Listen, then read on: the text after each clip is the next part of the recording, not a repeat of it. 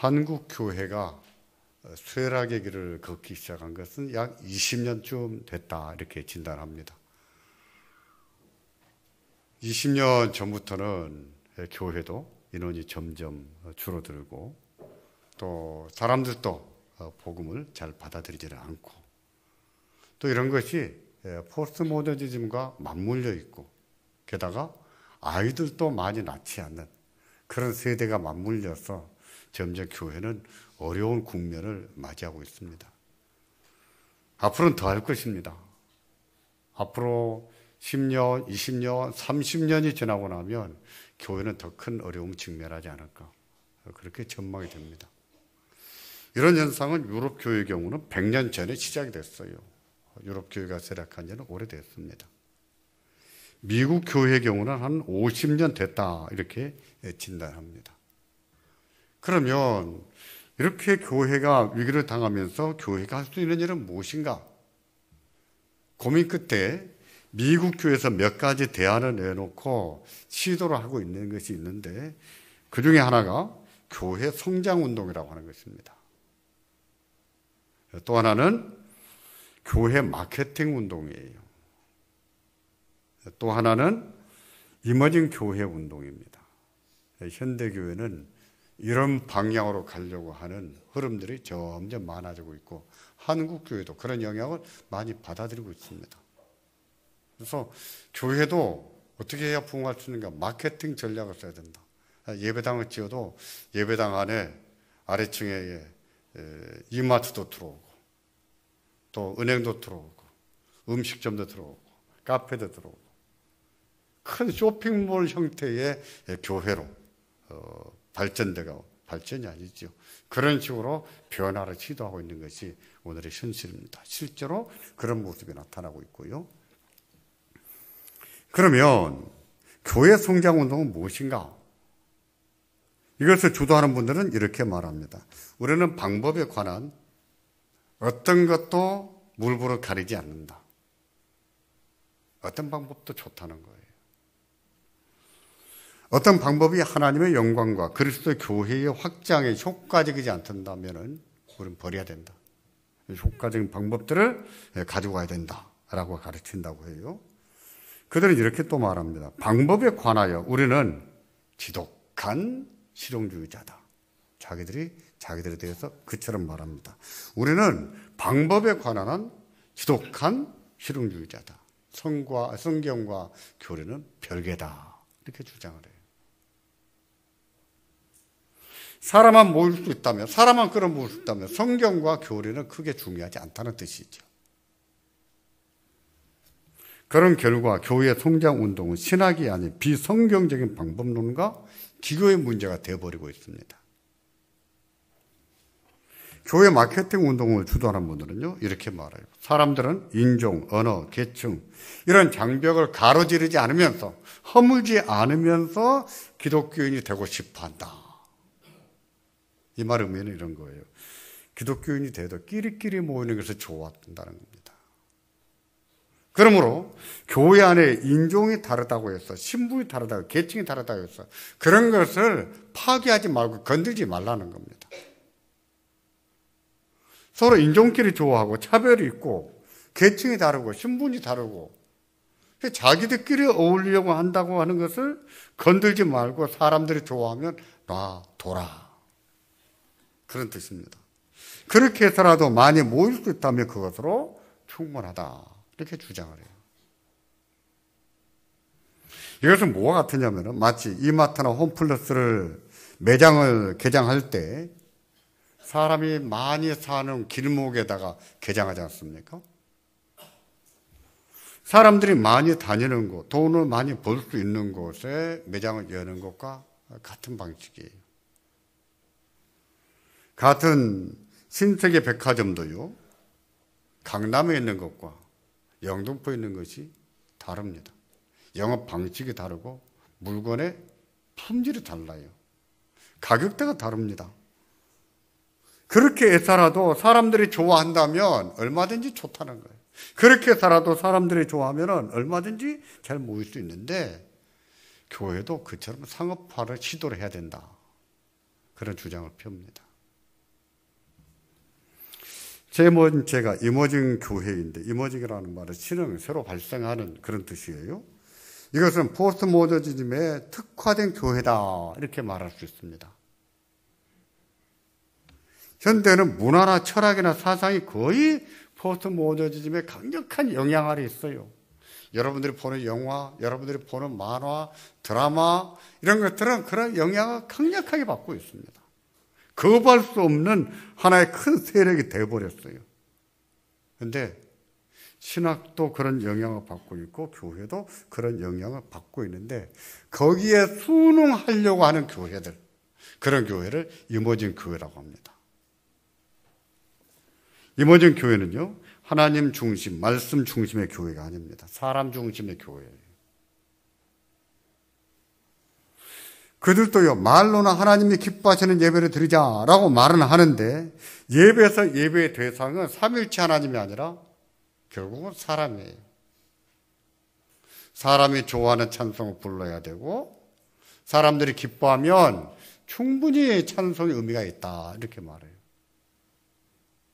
기도해도 하나님 앞에 하는 것이 아니라 사람들에게 기도를 통해서 감동을 주고 감화를 시키고 자기 생각을 설파해 나가는 거예요.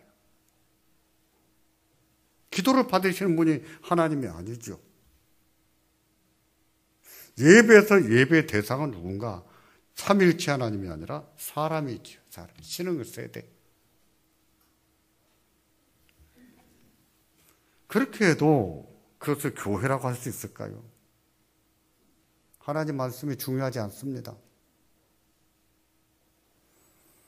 하나님 말씀의 중심이 되지도 않아요. 성부와 성자와 성령 하나님 앞에 예배를 드리지도 않습니다. 기도를 해도 사람들 들으라고 합니다. 설교를 해도 사람이 듣기에 좋은 말을 하라고 하는 거예요. 고난에 대해서 얘기하지 말라. 예수의 십자가, 예수의 죽음 이런 거 설교하지 말라고 말해요. 왜 사람들이 혐오하는 것을 설교하는가? 반박합니다. 찬송 불러도 교인들이 불러서 흥이 나고 기분이 좋고 기뻐한다면 그런 노래를 불러야 된다 하고 가르치는 거예요. 그런 교회를 교회라고 할 수가 있을까요? 교회의 능력이 무엇인지 안다면, 교회가 일관되게 추구해 나가야 될 가치가 무엇인지 안다면 그런 방법론을 채택하지 않을 겁니다. 교회의 능력이 무엇인지, 교회가 일관되게 추구해야 될 가치가 무엇인지 그걸 알아야 됩니다. 그걸 안다면 그럴 수가 없는 거예요. 그렇다면 교회가 추구해야 될 가치는 무엇이겠습니까? 그것은 하나님의 교회가 하나님의 교회라는 증거가 됩니다. 교회가 이 땅에 존재해야 될 가치가 되고 의미가 되는 거예요. 교회가 일관되게 추구해야 될 가치, 그것은 뭐겠습니까? 그것은요, 하나님께서 아브라함에게 하신 말씀에서 찾을 수가 있습니다. 아브라함의 나이 99살 때에 하나님이 그를 두 번 찾아오셨어요. 두 번째 찾아오셨을 때는 소돔과 고모라의 가던 길이었습니다. 가던 길에 아브라함을 방문하신 거예요. 그때 아브라함의 대접을 받고 떠나시면서 하나님이 아브라함에게 이런 말씀을 하십니다. 나는 내가 하려는 것을 네가 알기를 원한다. 내가 하려는 것을 내가 어떻게 아브라함에게 숨기겠느냐, 감추겠느냐 하면서 하나님이 하시려는 일을 아브라함에게 말씀해 주세요. 그러면서 이런 말씀을 하십니다. 아브라함은 강대한 나라가 되고 천하 만민은 그를 인하여 복을 받게 될 것이 아니냐. 아브라함은 이 세상에 존재하지만, 그리고 아직은 자식이 한 명도 없지만 뭐가 된다고요? 뭐가 될 거라고요? 강대한 나라가 될 것이고, 또 한 가지는요, 천하 만민은 그를 통하여 복을 받게 될 것이 아니냐 라고 말씀하신 거예요. 이것은요, 아브라함이 이 세상에 존재하는 의미입니다. 왜 아브라함이 존재해야 되는가? 왜 믿음의 조상으로 존재해야 되는가? 왜 교회가 이 세상에 존재해야 되는가? 의미예요. 이어서 18장 19절을 보시면 아브라함을 선택하신 목적을 궁극적으로 이렇게 말씀을 하십니다. 같이 보겠습니다. 다 같이 보십니다. 내가 그로 그 자식과 권속에게 명하여 여호와의 도를 지켜 의와 공도를 행하게 하려고 그를 택하였나니 이는 나 여호와가 아브라함에게 대하여 말한 일을 이루려 함이니라. 내가 아브라함과 그 자식과 그 권속들 그들에게 명해서 이것을 하게 하려고 선택했다 그랬어요. 이것 무엇입니까? 여호와의 도를 지켜서 의와 공도를 행하게 하는 것. 이것을 위해서 아브라함을 선택하셨다는. 그 자식들, 그 권속들, 다시 말해서 아브라함과 동일한 믿음을 가진 사람들이 이 땅에 존재해야 될 이유가 무엇인가? 그것은 여호와의 도를 지켜 의와 공도를 행하게 하는데 있다는 뜻입니다. 이것이 바로 교회가 이 땅에 존재하면서 일관되게 추구해야 될 가치예요. 이걸 포기해버리면, 이걸 놓쳐버리면 어떻게 그 교회를 하나님의 교회라고 하겠습니까? 교회가 아니지요. 침묵단체죠. 영리단체가 되어버렸죠.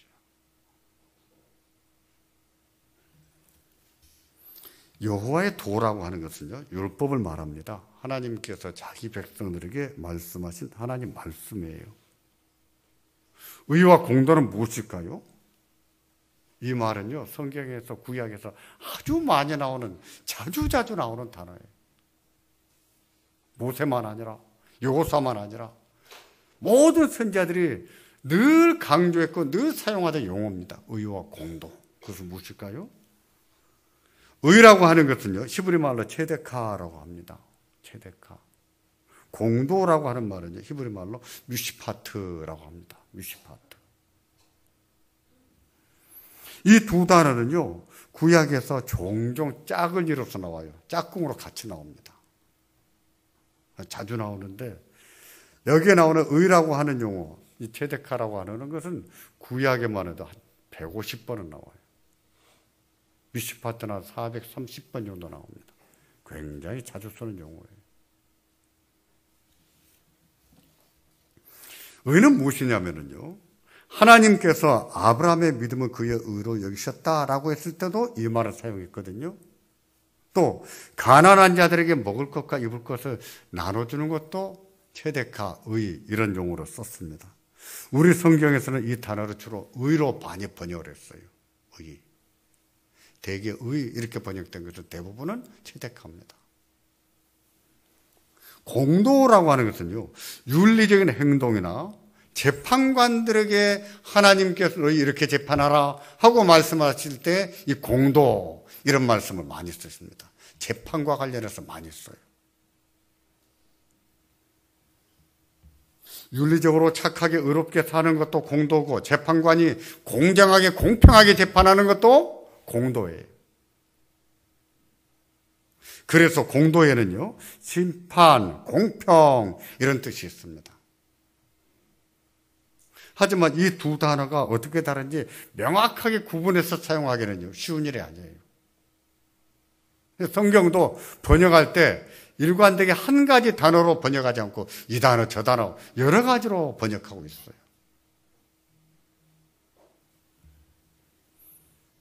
이 둘, 의와 공도라고 하는 것은요, 우리가 여호와의 도, 하나님 말씀을 지켜서 구현해내야 될 가치입니다. 가치. 하나님 말씀을 지키는데 지킬 때 어떤 방식으로 지켜야 되냐면은 의와 공도가 잘 나타나는 방식으로 지켜야 된다는 뜻이에요. 그러니 얼마나 중요합니까? 그런 의미에서 의와 공도는 무엇인가? 그것은 율법의 정신이고 율법의 근간이다. 이렇게 말할 수 있습니다. 율법의 정신이다. 율법의 정신은 무엇입니까? 율법의 정신이 무엇이죠? 사랑이죠. 사랑이요. 사람들이 물었습니다. 예수님, 율법이 무엇입니까? 내 하나님을 사랑하고 내 이웃을 내 몸처럼 사랑하라. 이것이 율법의 무엇이라고 했어요? 강령이다 그러셨거든요. 이 강령과 같은 말이 의와 공도라고 하는 거예요. 율법의 정신은 의와 공도입니다. 사랑이에요. 사랑이에요. 한국의 신학 교수들 가운데 신명기를 전공하신 분들은 많지는 않습니다.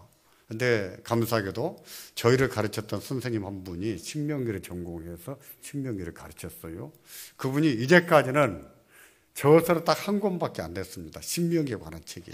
자신의 논문을 이렇게 많이 발전시켜서 책을 냈는데 그분은 이 신명기, 율법을 설명하는 이 책의 제목을 뭐라고 잡았냐면은 사랑의 마그나 카르타 이렇게 잡았어요. 무슨 뜻이에요? 신명기는 사랑의 대헌장이다 이런 뜻이죠. 바꿔 말하면 율법은 무엇인가? 율법은 사랑의 대헌장이다 그런 뜻이에요. 맞아요. 율법의 정신이 그렇거든요. 율법의 정신이 사랑이에요. 사랑의 대헌장입니다. 그렇다면 하나님 말씀을 잘 지켰을 때에는 교회 안에 뭐가 남아야 될까요? 의와 공도가 남아야 돼요. 사랑이 남아야 돼요. 사랑을 지켜나가는 방식으로 하나님 말씀이 지켜져야 된다는 뜻입니다. 일반적으로 법대로 하자, 율법대로 하자, 하나님 말씀대로 하자 이런 말을 쓰는 것을 보면 어떤 의미로 쓰냐면은 원칙대로 하자 이런 뜻이에요. 제가 목회를 하고 노회에 다니면서 회의를 많이 하다 보면 우리가 법대로 하자, 하나님 말씀대로 하자 이렇게 말씀하신 의도, 그 배경에 깔려 있는 것은 뭐냐면은 원칙대로 하자. 그래서 자를 것은 자르고 버려줄 것은 버려주고 이렇게 하자. 그런 의미로 많이 쓰는 것을 느낍니다. 번번이 느껴요. 이번에도 임신호회에 다녀왔는데 임신호회에 가서 느끼고 온 것은 그런 거예요. 저는 마음이 이런 생각이 듭니다. 우리가 율법이 무엇인지 제대로 알고 있는가? 율법의 정신이 무엇인지 알고 있는가? 우리가 목사인데? 왜 그렇게 자꾸 원칙과 심판 쪽으로 가버리는가? 왜 율법을 말하면서 하나님 말씀을 말하면서 왜 사랑이 없고 의와 공도가 없는가? 왜 자비가 없고 왜 긍휼이 없고 왜 하나님의 성품은 안 나타나는가? 그런 퀘스천 마크를 품고 돌아왔습니다. 안타까운 일이에요. 하나님의 말씀이 지켜지는 것은요, 사랑이 드러나는 방식으로 지켜질 때에 하나님 말씀을 제대로 지켰다 이렇게 말할 수 있는 거예요. 율법이 그렇습니다. 율법이 하나님 말씀을 잘 지켜 하나님의 사랑을 드러내는 방식으로 지킬 때에 잘 지켰다 이렇게 말할 수 있는 거예요.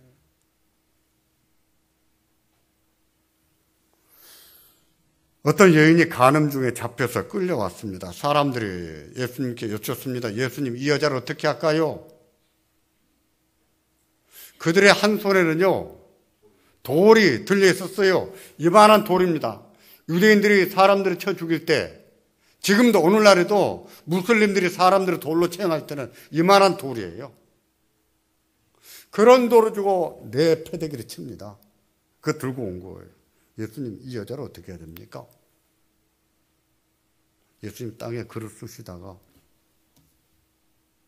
너희 중에 죄가 없는 자가 먼저 돌로 쳐라 한 말씀하셨어요. 다른 때 같았으면 여지없이 쳐버렸죠. 여주지도 않고 쳐버렸죠. 근데 예수님을 시험하려고 온 거예요. 예수님이 너희 중에 죄가 없는 사람이 먼저 돌로 쳐라.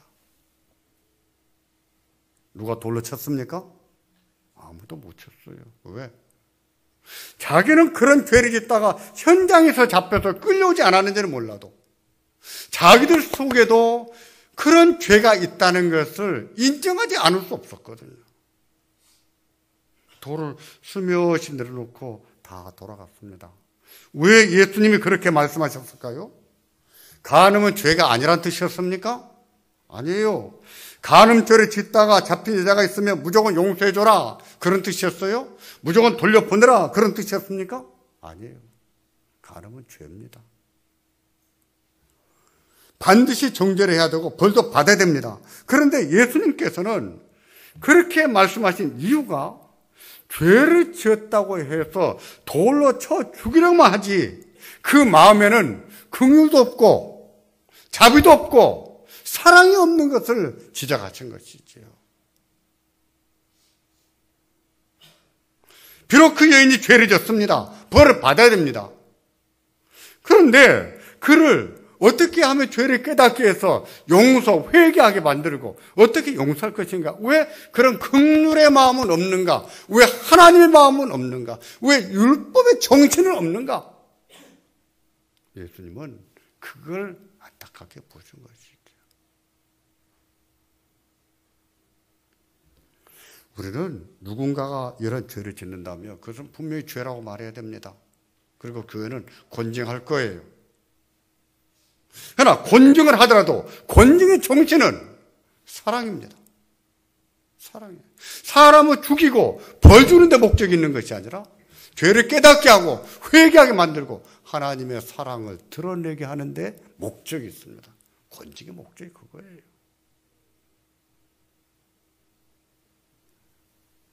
재판에서 뭐가 중요합니까? 공의가 중요해요. 미시파트. 그래서 이 용어는 성경 볼 때 재판관들에게 자주자주 말씀하시는 거예요.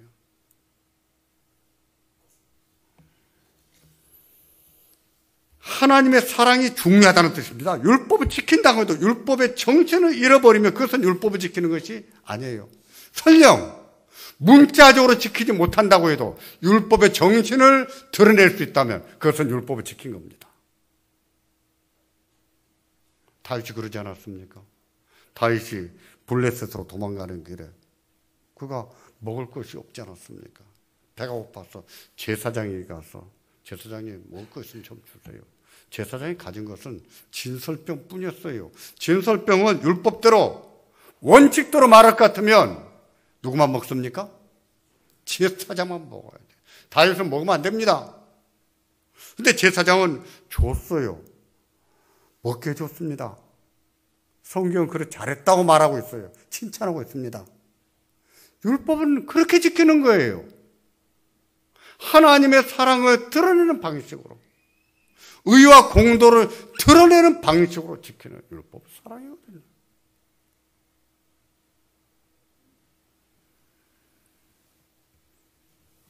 그런데 하나님 말씀과 교리는 중요하지 않다고 합니까? 사람이 중요하다고 합니까? 하나님보다도 성경보다도.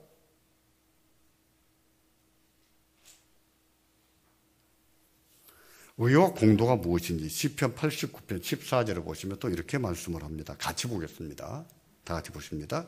의와 공의가 주의 보좌의 기초라. 인자하심과 진실함이 주의 앞서 행하라이다. 이 말씀도요. 의는 체데카를 말하고 공의는 미슈파트를 말해요. 여기서는 공도를 공이라고 번역했지요. 의와 공의. 이 두 가지는요. 뭐라고요? 하나님 보좌의 무엇이에요? 기초다 그랬어요. 하나님 보좌의 기초다. 이것은 하나님 보좌의 본질이라는 뜻이에요. 인자와 진실은요. 의와 공의의 동격으로 하는 말입니다. 평행법이에요. 앞에 있는 의와 공의를 받아서 뒤에서는 인자와 진실 이렇게 말하고 있습니다. 이것은 뭐냐면은 의와 공의를 행할 때 우리 가운데 뭐가 나타나야 되냐면은 인자와 진실함이 있어야 된다는 겁니다. 하나님의 말씀이 시행이 됐을 때 우리 가운데는 서로 어떤 마음이 있어야 될까요? 서로 인자하게 대하는 마음이 있어요. 서로 인자하게 대하는 마음. 서로 불쌍히 여겨주고 서로 긍휼히 여겨주고 서로 품어주고 서로 배려주고. 이게 의와 공도라는 겁니다. 이게 드러나는 방식으로 지킬 때에 율법을 지켰다. 하나님 말씀 지켰다라고 말씀하는 거예요. 시편 97편 2절도요. 똑같은 말씀을 합니다. 구름과 흑암이 그에게 둘렀고 의와 공평이 그 보좌의 기초로다. 하나님 보좌의 기초가 뭐라고요? 의와 공평, 의와 공의, 의와 공도 다 같은 말입니다.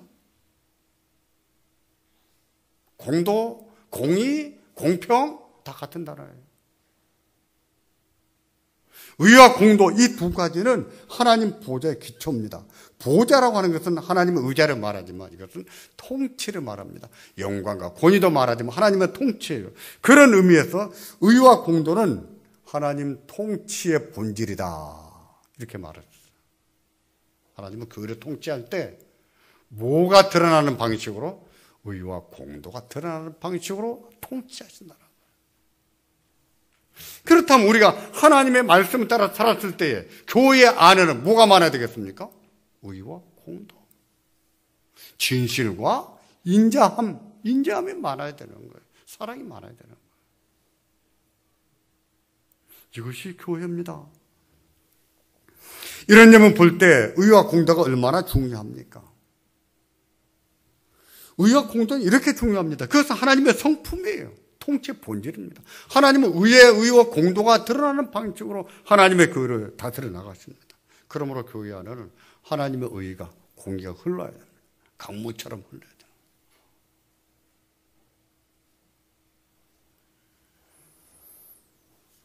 성경과 교리가 중요하지 않다고요?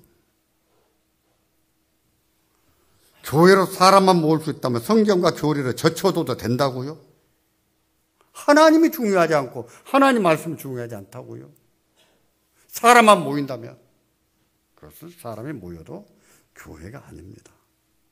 성경은 그런 것을 보고 부흥이라고 말하지도 않아요. 우리가 이것을 주의해야 됩니다. 정말 조심해야 돼요. 비록 사람이 많이 모이지 않는다고 해서 그런데 유혹을 받지 않도록 조심해야 돼요. 교회가 재정이 어려워지면은 인간적인 방법들을 자꾸 쓰려고 합니다. 부흥을 명분으로 해서 상업적인 교회, 사람 중심의 교회를 만들고 싶어요. 유혹이에요. 유혹. 시험거리입니다.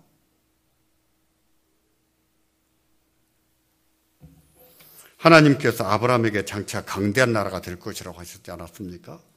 천한 만민이 그를 통해서 복을 받는다고 하지 않았습니까? 자식이 한 명도 없는데 앞으로 어떤 존재가 될 것인가를 말씀해 주신 거예요. 강대한 나라가 될 것이고 그를 통해서 천한 만민이 복받게 될 것이다 라고 말씀한 겁니다. 신명기는요, 율법을 다시 강론한 것인데 이것은 무엇이냐면은 하나님 백성이 가나안 땅에 들어가서 열방의 틈바구니 가운데서 어떻게 해야 존재할 수 있는가? 어떻게 해야 살아남을 수 있는가? 어떻게 해야 강대한 나라로 살아남을 수 있을 것인가? 이것을 말씀해 준 거예요. 그것은 그 규례와 법도를 지킬 때다라고 말씀을 해요.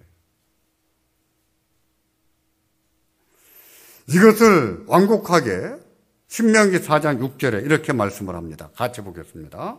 그들이 이 모든 규례를 듣고 이르기를 이 큰 나라 사람은 과연 지혜와 지식이 있는 백성이로다. 그들이 누구로 말합니까? 이방인들이 하나님의 규례와 법도를 들어본 다음에 하나님 백성들은 뭐라고 말하냐면 이 큰 나라 사람들은 정말 지혜가 있고 지식이 있구나 이렇게 말한다는 거예요.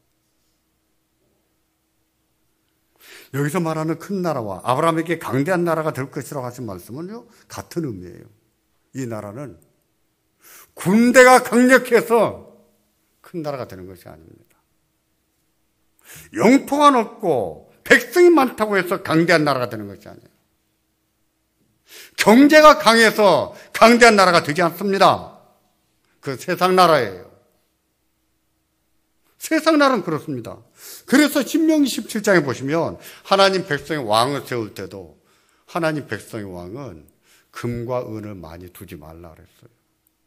군대도 많이 두지 말라 그랬어요. 오히려 왕에게는 율법을 필사해서 한 번 주고 왕은 자기 곁에 두고 읽으라 그랬습니다. 왜 그랬을까요? 교회의 능력은 군대의 강함에 있지 않기 때문에 돈에 있지 않기 때문입니다. 사람이 있지 않기 때문이에요.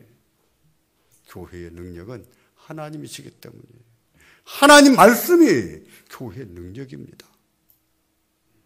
그런데 어떻게 사람을 불러 모으겠다고 성경과 교리가 필요 없다고 말합니까? 어찌 그게 다가 아니라고 말합니까? 어찌 하나님 중심이 아니라 사람 중심의 교회를 만들겠다고 합니까? 그게 아닙니다. 우리가 하나님 말씀으로 돌아가기를 바랍니다. 하나님 말씀이 우리의 능력이요, 하나님 말씀이 우리의 생명입니다. 하나님 말씀으로 돌아가야 됩니다. 그 말씀을 듣고 배우면서 그 말씀 지켜 행하기를 좋아야 돼요. 하나님의 의와 공의가 넘쳐 흐르게 됩니다. 하나님이 그들을 강하게 하실 거예요. 그들을 통해서 천한 만민이 복을 받게 하실 것입니다. 우리가 그런 교회가 되기를 바랍니다. 그런 성도가 되기를 바랍니다. 기도하겠습니다.